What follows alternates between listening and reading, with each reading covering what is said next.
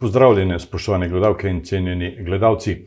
Idrijski župan Tomaž Vencl je ob letošnjem prazniku občine podelil nagrade in priznanja in med temi nagrajenci je bila letos tudi Marija Velikonja iz Ledin, ki jo prav lepo pozdravljam v našem studiu. Dobrodošli. Hvala. Tudi jaz sem vesela, da sem v vašem krogu predstavljena Idriji in okolici, ker me verjetno zelo malo poznajo. Tu sem bila šele že kot otrok in kasneje v nižji gimnaziji. Potem pa sem dromala po svetu in se vračam šele po letih, ko sem v pokoju. Prej sem rekel iz Ledin, pa podatek ni povsem natančen. Rojeni ste bili v Plužnjah, ne v Pečniku. Ne. V Pečniku ste pa stanovali? V Pečniku sem živela med vojno pri starih starših, ker je v družini, v Plužnah, kjer je živela moja mati, je bila gostilna in trgovina. Torej, tja so hodili vse vrste vojska, Nemci, Italijani najprej, potem partizani, Plužne so zažgali enkrat in zato se je mater zdelo, da je najboljše, če me k stari starše pošle v Pečnik. In jaz sem vojno preživela v Pečniku. Ste sicer letnik 38. Tako je. Po vojni pa vas je pot vodila v Idrijo, v nižjo gimnazijo. Ja, 4 razrede osnovne šole sem končala v Ledinah, s tem, da leta 1945 ni bilo, smo kar preskočili nekatere razrede, ker jaz sem znala brati in pisati in so me dali kar v 2. razred, to se pravi 2., 3., 4. v Ledinah.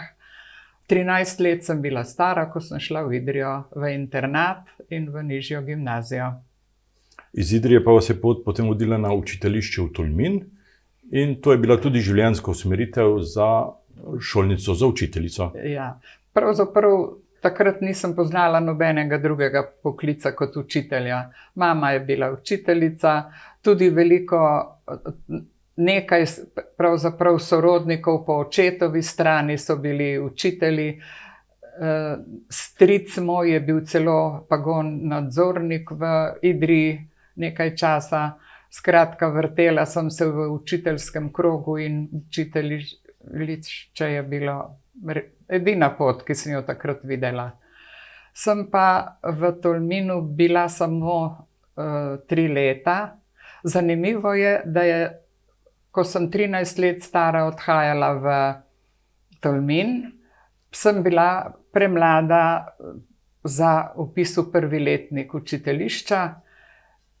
Kar nekaj nas je bilo takih in sestavili so razred samo iz učencev starih 13 let, da smo kot učenci dočakali še čas, da se vpišemo v 1. letnik.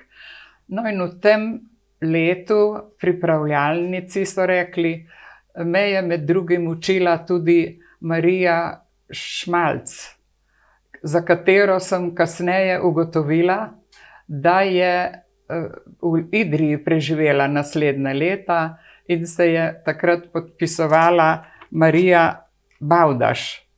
Verjetno jo vsi Idrijčani poznate, jaz jo pa tudi po njenem odličnem pristopu k nam, učila nas je naravoslovje in ogromno smo zvedeli v tistih letih o tem. Potem vas je pot vodila v Ljubljano na dokončanje učiteljišča z upanjem, da boste pianistka celo. No, takrat res je v Tolminu sem se učila klavirja in zdelo se mi je, da se bom boljše pri boljših profesorjih učila klavirja v Ljubljani.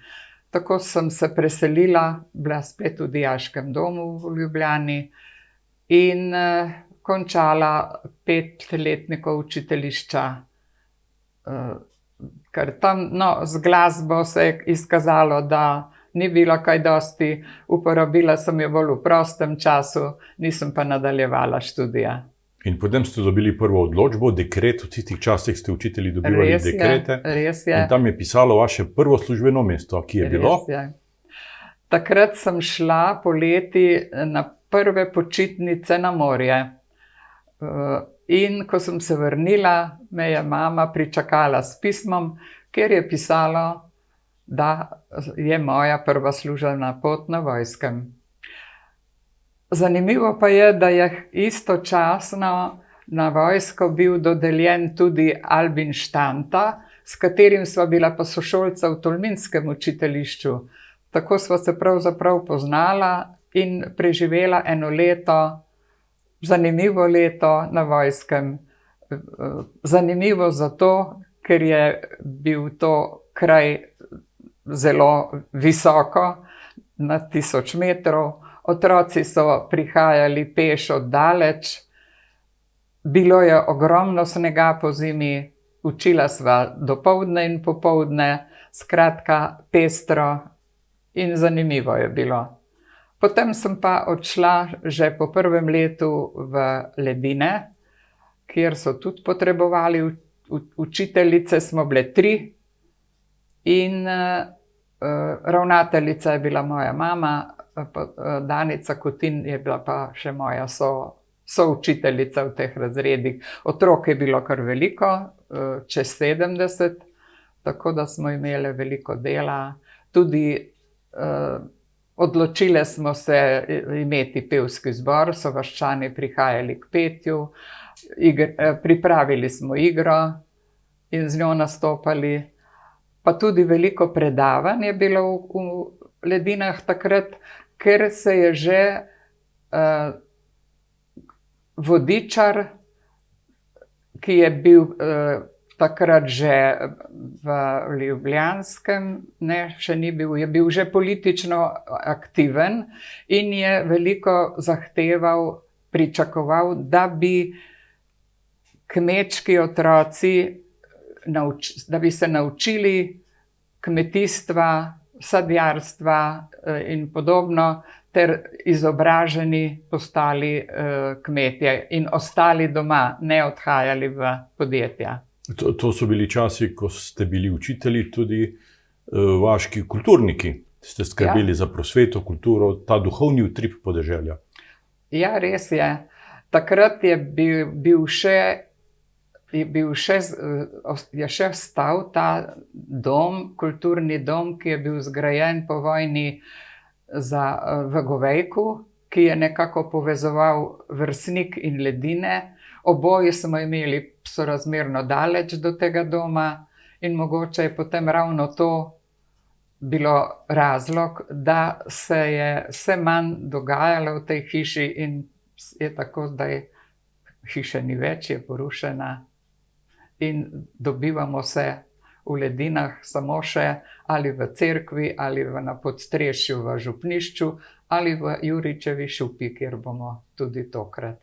Ali pa tudi v poslopju šole, ki je še vedno ista, kot je bila v vašem času. Ja, samo da so prostori majhni, to se pravi, pregradili so prostore, ker je otrok manj po posameznem razredu in zato pa še vrtec seveda je v šoli, tako da je gneča velika. Iz Ledin ste se selili v Poljane nad Škofjo Loko. Ste tam spoznali moža? Ne, kasneje v Ljubljani. Moža sem jaz spoznala že med šolanjem na učiteljišču. On je iz Žirov, tam so živeli njegovi starši in smo se srečevali na avtobusih, tudi na vlaku iz Škofje Loke v Ljubljano, ko smo ob ponedeljkih zjutraj prihajali, ko se vračali v šolo, eni in drugi. Mož je takrat že delal v Litostroju in skratka, te poti so naju povezale in ko sem jaz bila na vojskem, je že prihajal na obisk on gor. Zanimiva je ta povezava tudi s Trebnjem, kamor je bil povabljen v tovarno, ki je kasneje zrasla tudi pod njegovim, bi rekel, zaslužnim vodstvom, v veliko tovarno Trimo Trebnje. On je bil direktor. Ja, leta 1963, ko sva se midva poročila, je prišel v Litostroj gospod Ivan Gole, ki je takrat vodil to je bila neka obrtniška delavnica na začetku, in iskal ljudi, ki bi bili pripravljeni iti v Trebnje. Med njimi se je Stane mož odločil, da gre, saj so mu ponudili stanovanje, v Ljubljani ga ne bi našla. In videl je možnosti, da se da tudi v takem majhnem podjetju kaj narediti. No in res je potem ta obrtniška hiša, kovinsko podjetje postopoma raslo.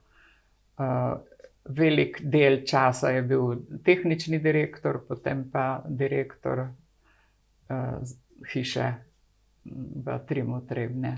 Po povratku iz Trebnjega pa ste se ukvarjali predvsem z izobraževanjem na področju izobraževanja učiteljev na Zavodu za šolstvo. Kako se spominjate tega obdobja? Vi ste pravzaprav tudi botra danes znane šole za ravnatelje.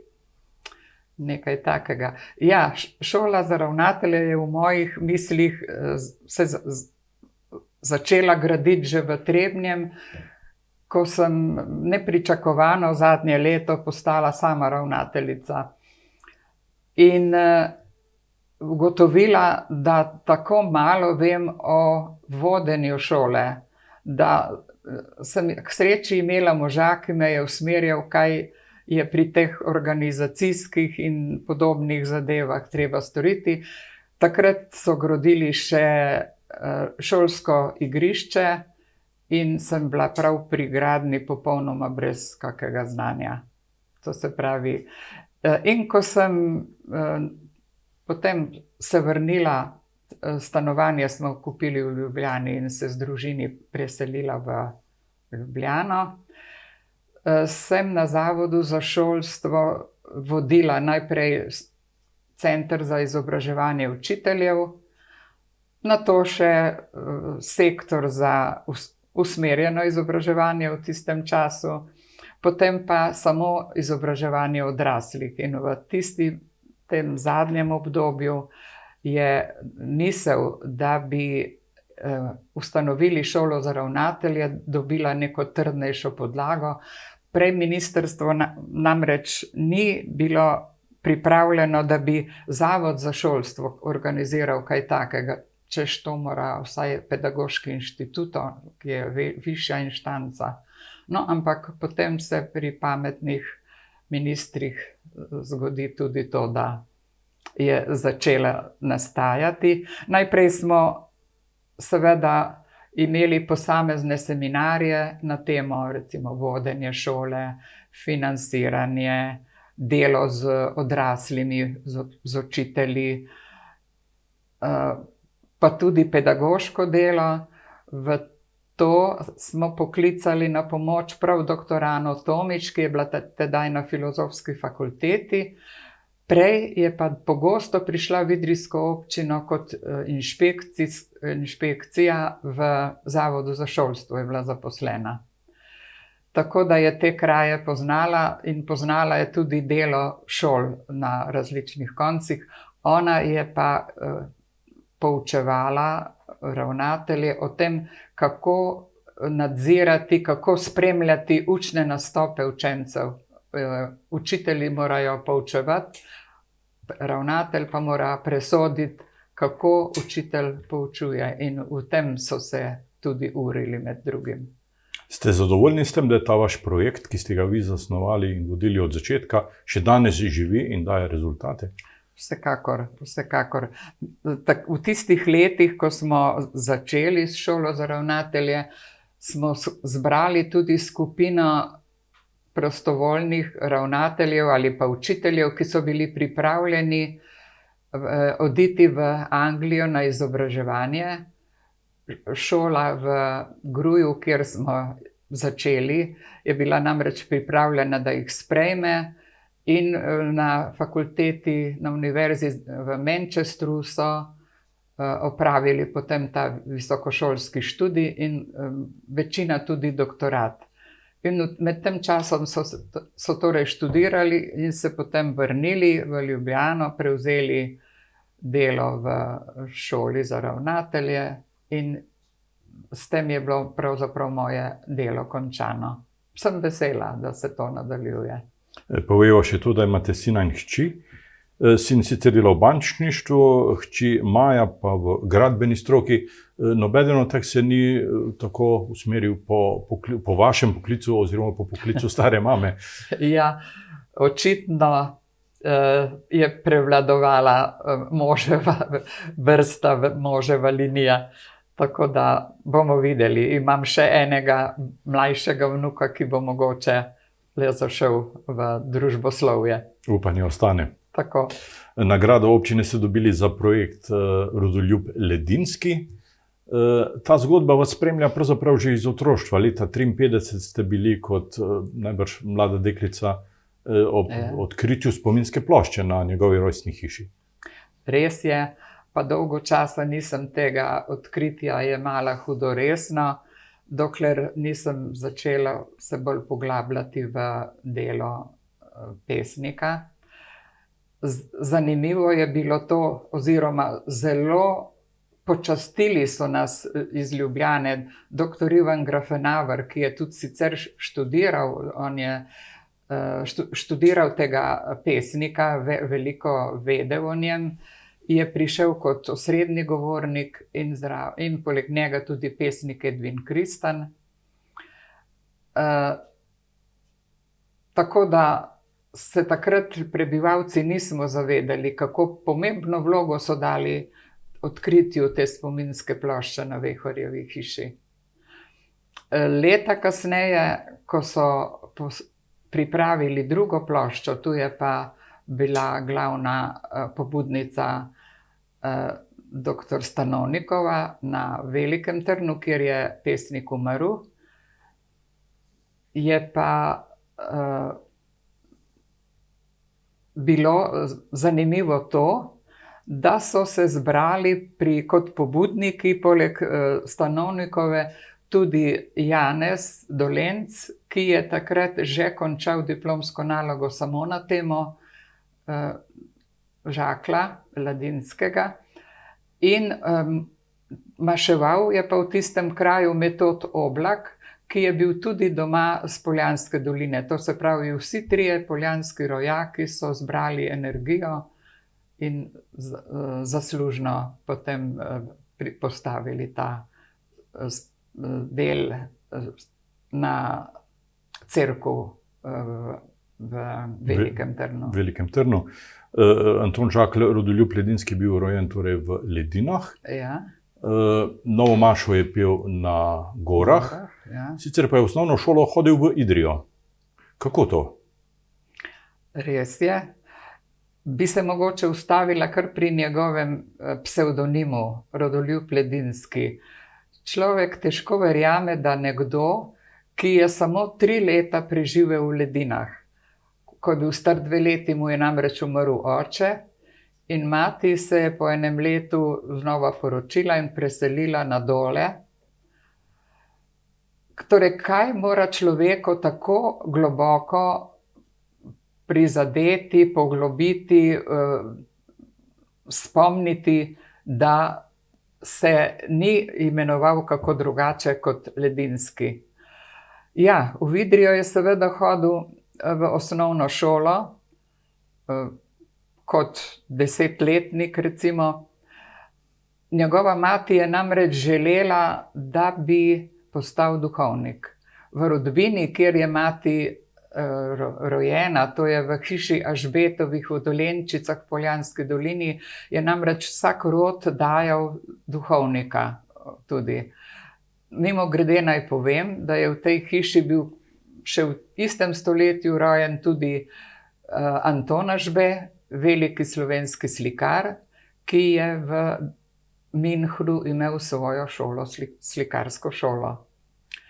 No, da se vrnem v Idrijo, to je bila, pogledala sem že v 18. stoletju osnovna šola postavljena, če sem prav razumela, 1777, in to 4-letna, veljala je kot zelo dobro šolo in ni mogla vpisati vseh, ki so se želeli vpisati v to šolo.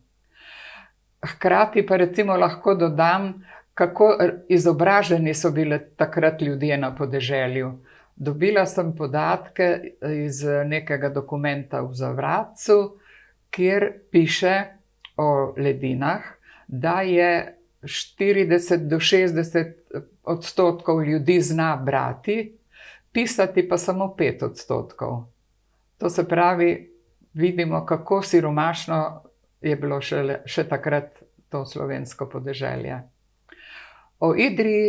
Na Idrijo se je pa spomnil pesnik kasneje in ji posvetil zelo zanimivo, poučno, šaljivo pesmico o kosu, v kateri prepeva o idrijskih navadah in Idriji sploh. Rojen je bil leta 1816, umrl je leta 1868 pri 52 letih, za današnje razmere relativno mlad, ne? Ja, seveda. Mislim, da je njegovo življenje bilo zelo težko. Prvi del, to se pravi prvi 30 let, če govorim, da je 13 let star odšel v srednjo šolo, najprej v Ljubljano, potem v Karlovec in Novo mesto, so bila to njegova zelo srečna leta. On je bil zelo vedeželjen in hitro se je učil. V Karlovcu ne smemo pozabiti, da je bila to takrat še Avstro-Ogrska dežela, ne, tudi Karlovec je bil v skupni državi. Je spoznal ilirsko gibanje, Stanka Vraza, Ljudemita Gaja in se takrat poleg tega šolskega študija navduševal tudi za gibanja, ki so nastajala zunaj šol, v njegovem okolju.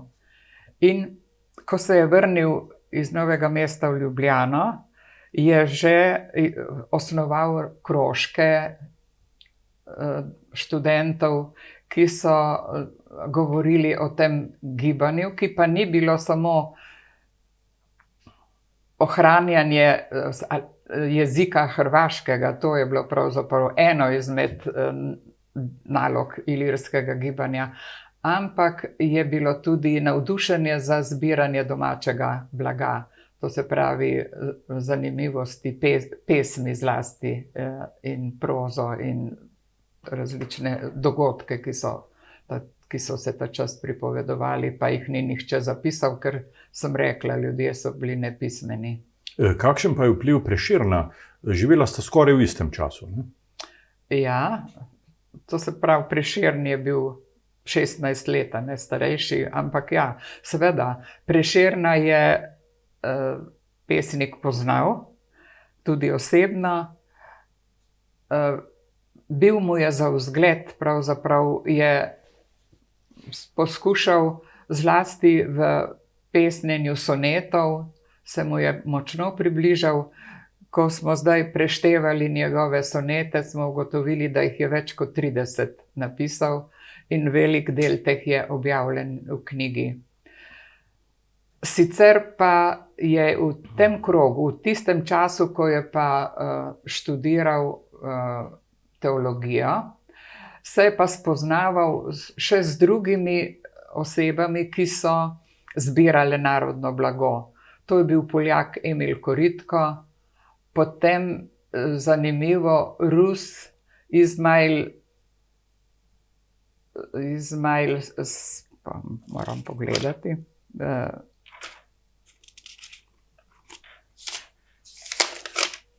opravičujem, Sreznjevski, zato ker je prav takrat se slučajno nahajal v Ljubljani, kasneje pa smo ugotovili, da je to največji slovanski strokovnjak za jezike v tistem času. In pomagal je tudi Ledinskemu, da je izšla v ruščini njegova Mlada Breda, to se pravi ljudska pesem, ki jo štejemo kot njegovo najlepšo zapisano pesem. Zanimivo pa je, da za časa življenja ni izdal nobene knjige. Ja. To se pravi, če je bilo to prvo obdobje do tega, ko je končal študije, njegovo srečno obdobje, se je potem drugi del njegovega življenja prevesil v čas z bridkostmi in težavami, nerazumevanjem, in mislim, da je bilo tudi to razlog, da se je njegovo življenje končalo prej, kot bi bilo možno. Ljubljanska nadškofija ga je najprej poslala služiti v grad Gradac k baronu Gušiču. Takrat so plemiči imeli svoje duhovnike in pa domače učitelje. Ta baron je imel 10 otrok in on je bil neke vrste učitelj tem otrokom, hkrati je pa tudi maševal, ko je bilo potrebno, ob koncu tedna vedno in pač za praznike. Tam je bil 2 leti, potem so ga pa premestili v Ribnico kot kaplana. Tam naj bi pa začel svojo kariero duhovniško, ampak župnik v tem kraju je bil že ostarel, ni zmogel svojega dela in tudi ni bil nikakršen mentor Žaklju. To se pravi, človek, ki bi mu pomagal, svetoval pri duhovniškem delu. In mislim, da se je že takrat pravzaprav Žakelj začel zgubljati to svojo energijo, ki bi jo lahko razvijal naprej. Ampak v tem času je pa že začel vse bolj pisati. Mislim, da je bilo to obdobje po Ribnici in tja do kakšnih 10 ali 15 let, ko je veliko pisal pesmi, čeprav seveda ni vseh objavljal, ker so bile tu v napoto različne zadeve, in sicer najprej cenzura. Avstrijska oblast je imela močno cenzuro, šele po letu 1948, po tej marčni Dunajski revoluciji, se je majčkeno sprostila. Šele takrat, tik pred revolucijo, je dobila Blajvajzov časopis Novice soglasje, da lahko v slovenščini piše, objavlja časnik, ker, kot veste, je prvo svojo pesem objavil Ledinski v nemškem časopisu. To je bila Slavuj in roža, in to pesem je napisal hkrati v slovenščini in v nemščini in jo tako v obeh jezikih objavil. Potem v naslednjem, ko ga je Blajvajz sprejel v svoje Novice, je pa večina svojih pesmi objavil tam. S tem, da je seveda sta morala oba razmišljati, kakšne so pesmi, ki jih cenzura ne bo izvrgla. Kot vemo, so Prešernove Zdravljice niso objavili, potem so neke časopise ukinili slovenske, tako da je bila cenzura ostra. Medtem ko je duhovnik Žakelj imel še eno cenzuro, in sicer cerkev, ki seveda ni dovoljevala preveč sproščenih pesmi, bolj se je usmerjala v to krščansko pot. In zanimivo je, recimo, tu v tej knjigi smo izdali več njegovih ljubezenskih pesmi, medtem ko izšla v javnosti takrat ni nobena. Po njegovi smrti so ti rokopisi, ta dediščina, Del te dediščine se je ohranil, vse pa ne. Ja, ta dediščina je imela čudno pot. Zdaj ne vem prav imena, da oddajal je svoje rokopise različnim duhovnikom. In ti so hranili, kolikor so hranili, ali pa niso. In šele, ko je Viktor Steska, to je pa že bilo v 20. stoletju, torej med prvo in drugo svetovno vojno v tem času, dobil rokopise, jih je uredil in dal v ljubljanski nadškofiji, da je bila varuhinja tega gradiva. In tu smo tudi mi potem dobili rokopise pesmi, da smo jih lahko objavili. Skupaj z Marijo Stanonik ste bila urednica te nove knjige. Ste zadovoljni z opravljenim delom? Zelo. Mislim, da je nastajanje je bilo pravzaprav dolgo. Od časa, ko smo imeli v Ledinah prvo srečanje ob 200-letnici pesnikovega rojstva, potem, ko smo pripravili razstavo o pesniku, se je torej kar 6 let je poteklo, da smo iz nadškofije potem dobili rokopise, prepisali gradiva, primerjali, popravljali. Veliko pomoč nam je bila seveda dr. Stanonikova, ki je tudi te pesmi v knjigi posebej ocenila, pojasnila. Dela je bilo veliko in zelo smo zadovoljni, da je knjiga zunaj. Pravzaprav je to prva izdaja njegove knjige. Medtem ko je živel po različnih krajih nadškofije, kamor so ga pač namestili, se je več ali manj zgubljal v tem svojem življenju in nikogar ni bilo, ki bi mu ponudil, da bi pesmi izdal. Za časa Viktorja Steske, ta drugega, ki sem ga omenila, je sicer tekla beseda, da bi to izšlo, ampak uresničilo se pa ni. Nam lahko preberete vers ali dva, da slišimo ta zven te njegove poezije? Ja, jezik pesnikov smo ohranili, torej nismo spreminjali povsem besed, ki so ponekod starinske, nekatere so še narečne, potem so iz ilirskega jezika, tudi nekatere slovanskih jezikov. Prebrala vam bom sonet Sem vajen bil. V njem, mogoče najprej povem, kako je veliko sonetov napisal prav na temo tega vztrajanja, biti Slovenec, pripadati Slovencem. Takrat beseda Slovenec še niti ni bila tako uporabljena. In v tej pesmi prav to poudari, da želi ostati in da je ponosen na Slovenijo.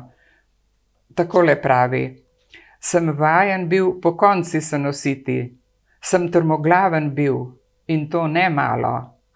Naj carsko me oko je obsijalo, ne bil oči bi hotel ukloniti. Spoznati vendar moram, ne smem kriti, naj bi se srce boljše upiralo, pred materjo Slovenijo prezalo, trepet ponižen čutim me obliti. To se pravi, v prvi kitici trdi, da se carskim oblastem ne bo ponižal, v drugi pa pripoveduje, Slovenija je tista, pred katero se čutim ponižen in jo ljubim. Verz je za vse čase. Res je. Mislim, da moramo kar naprej poudarjati Slovence. Ni nas veliko, ampak ohranjati moramo ta ponos slovenski. In mislim, da je ta pesem, knjiga pesmi lahko veliko spodbudo vsem v okolici. Idrija je imela že zdavnaj svojega pesnika, zdaj smo ga pa vendarle odkrili tudi javnosti. In ponosni ste lahko tudi ledinci, tudi današnji in prihodnji rodovi na tega prednika. Zagotovo mislim, da šele danes pravzaprav lahko spoznavamo, kako dragocenega človeka smo imeli, pa umetnika, ki nanj nismo bili opozorjeni, zdaj pa lahko prebiramo njegove ljudske pesmi in njegove avtorske, osebne. Marija Velikonja, hvala za obisk v našem studiu, hvala za ta zanimiv pogovor. S čestitkami za prejeto nagrado, seveda še enkrat, in željo, da bi v prihodnjih letih, desetletjih odkrili morda še kaj zanimivega o Ledinskem. Hvala.